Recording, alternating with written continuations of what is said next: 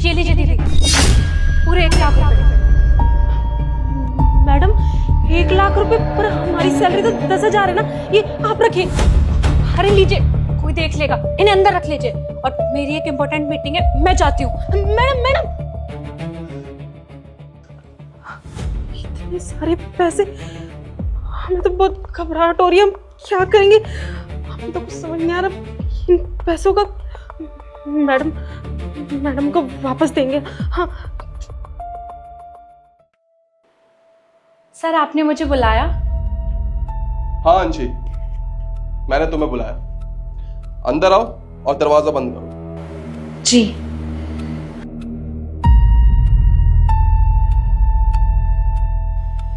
जी sir, बताइए क्या हुआ? What is this?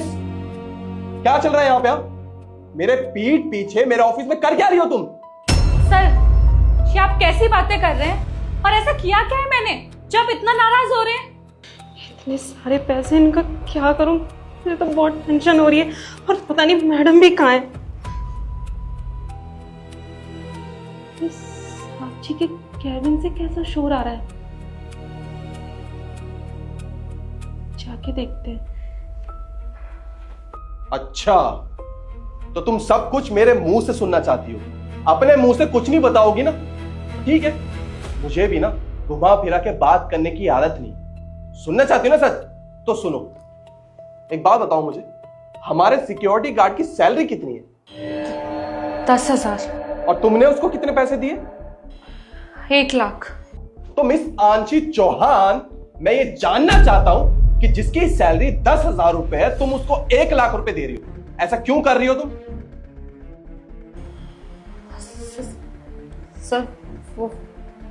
सर वो मेरा, सर वो एक्चुअली कुछ पर्सनल है, कंपनी से रिलेटेड नहीं है। अच्छा, तो तुम्हारा पर्सनल रीजन है। तुम क्या बताओगी मुझे? मैं तुम्हें बताता हूं। मेरी सबसे बड़ी गलती यह हो गई कि मैंने तुम जैसी घटिया लड़की पे भरोसा किया और अपनी कंपनी तुम्हारे भरोसे छोड़ी। और तुम क्या कर रही हो इस चीज का? मेरे पीठ पीछे मेरी कंपनी में घपला कर रही हो, अकाउंट्स में हेर फेर कर रही हो।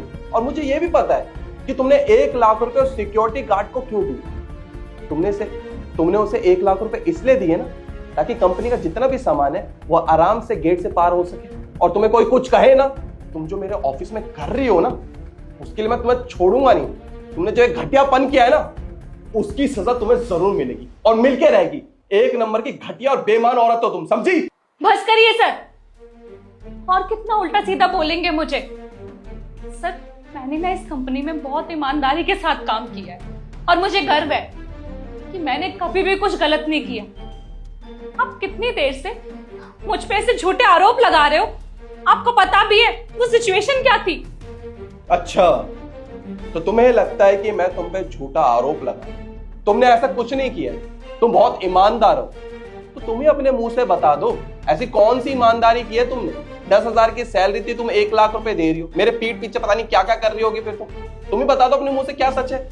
सर, आपको पता है ये चीज ना मैं किसी को भी बताना नहीं चाहती थी और मैं नहीं चाहती थी कि ये किसी के भी सामने आए। लेकिन अगर मैं आपको नहीं बताऊंगी ना, तो शायद अब तक मैंने अपने करियर में जो कुछ भी किया है, मेरी जितनी भी ईमानदारी के साथ मैंने काम किया है, उन सब पर दाग लग जाएगा। इसलिए मैं आपको बताती हूँ कि मैंने ऐसा क्यों किया। मैडम, आप सर पकड़ के क्यों बैठी हैं? और ये तो लंच का समय, आप लंच नहीं कर रही क्या? नहीं दीदी, वो एक्चुअली आज ना मैं लंच लेकर नहीं आई और भूख की वजह से शायद सर में थोड़ा दर्द हो रहा है। क्यों? पर आप लंच क्यों नहीं लेके आई? वो दीदी, आपको शायद पता नहीं है, पर मुझे खाना बनाना बिल्कुल नहीं आता और मेरी मम्मी गांव गई हुई है, इसलिए बस मैं लंच नहीं ला पाई। तो मैडम बोलिए ना, हम बाहर से कुछ खाने के लिए लेके आते हैं आपके लिए। नहीं दीदी, उसकी ज़रूरत नहीं है। वो क्या है ना, मुझे बाहर का खाना डाइजेस्ट नहीं होता। डॉक्टर ने मना किया हुआ है, फालतू में तबीयत खराब हो जाएगी। मैं कर लूँगी मैनेज। अच्छा, तो मैडम आप एक काम करिए, आप हमारा खाना खा लीजिए। नहीं दीदी, मैं आपका लंच कैसे खा सकती हूँ? अगर मैं आपका लंच खा लूँगी तो आप क्या खाएंगी? अरे मैडम, हमारी टेंशन क्यों ले रही हैं आप? हम बाहर से कुछ खा लेंगे, हमें तो सब हजम हो जाता है। नहीं दीदी, ऐसे अच्छा थोड़ी ना लगता है। अरे मैडम, जब आपने हमें दीदी कह ही दिया है तो दीदी होने के नाते हमारा भी तो फर्ज बनता है ना कि हम अपनी छोटी बहन को भूखा कैसे रहने देंगे। ये लीजिए, आप ये खा लीजिए। लेकिन दीदी। बोला ना मैडम, हम बाहर से कुछ खा लेंगे, हमारी टेंशन मत लीजिए आप। थैंक यू दीदी।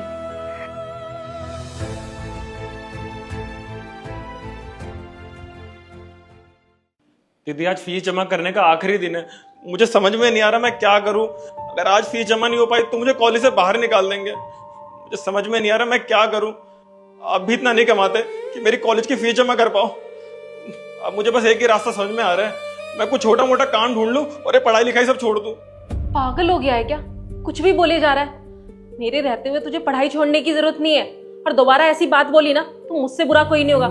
तू टेंशन क्यों ले रहा है? मैं तेरे कॉलेज की फीस जमा करूंगी ना।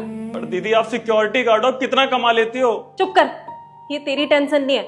मैं पैसे कहाँ से लाऊंगी और क्या करूंगी। तू घर पे जाके शांति से बैठ, तेरे कॉलेज की फीस मैं जमा कर दूंगी, वो भी आज के आज। तू जा आराम से घर पे जा।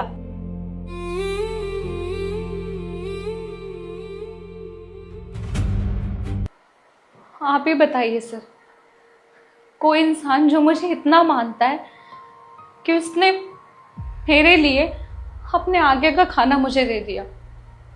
वो खुद भूखी रही लेकिन उन्होंने मेरा पेट भरा। उन्होंने मुझे अपनी छोटी बहन कहा।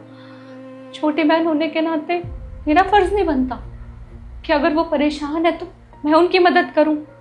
और सर प्लीज, आपसे ना एक ही रिक्वेस्ट है, आप उन्हें कभी बताना मत ये जो भी बात हुई है, क्योंकि अगर उन्हें पता लगेगा ना कि मैंने उनकी मदद की है तो शायद उनकी सेल्फ रिस्पेक्ट हर्ट हो जाएगी, उन्हें बहुत बुरा लगेगा और ये मैं चाहती नहीं हूँ। बाकी आपको मुझे गलत समझना है, सही समझना है, आप समझ सकते हैं।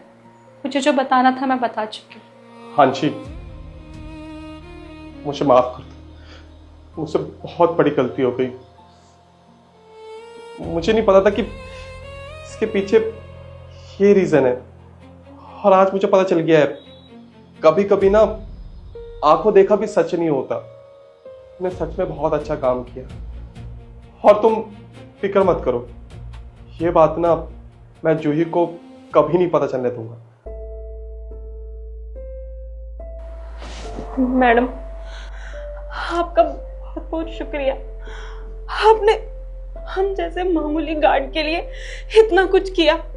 आपका एहसान हम कैसे चुकाएंगे? दीदी कैसी बातें कर रही हैं आप?